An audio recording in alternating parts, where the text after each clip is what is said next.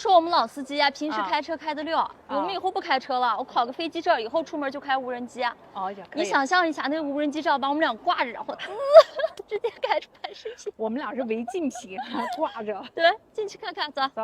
哦，这人还挺多。咋这么多人啊？他们是来干嘛的？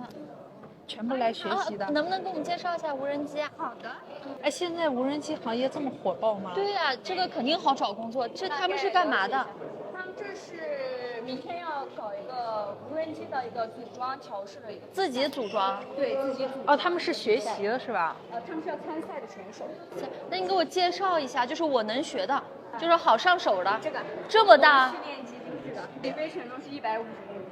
像无人机这方面工作基本都可以。它都能干什么？航拍、测绘、巡检、快递外卖、运输也好，都可以用。快递外卖，快递外卖这个送。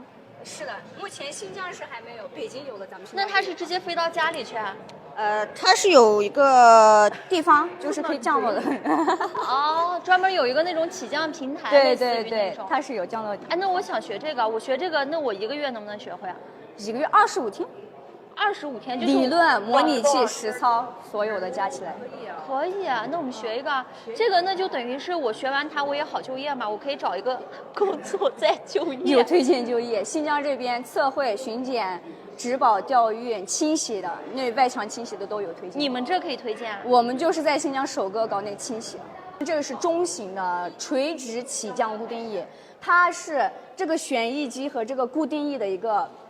杂种差不多，结合混血，混血。这个是最大的了，是不是？这是调运的，调运一般就是比较重的东西。对对对，像中型的，中型150公斤以内的吧，差不多可以。那就是把我们俩调上去，把我们3个调上去，没问题。那现在学员多不多？我们方便去场地看一下？没问题，没问题。也是你带我们去吗？对呀，等会儿就过去。这边是现场实操。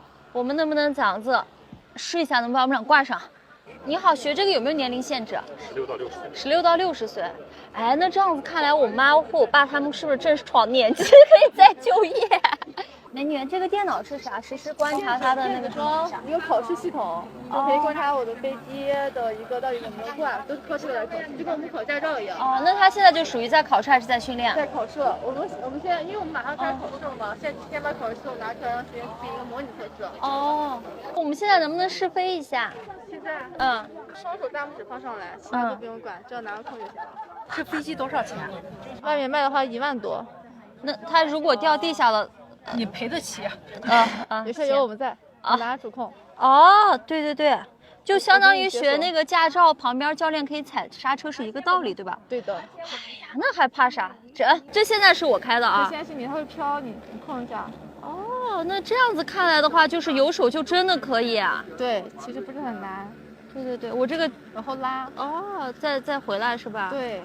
哎，可以啊，这就跟那个遥控飞机一样。对对对，但是大一些，我咋跑偏了？往右边转回来。脱离轨道了。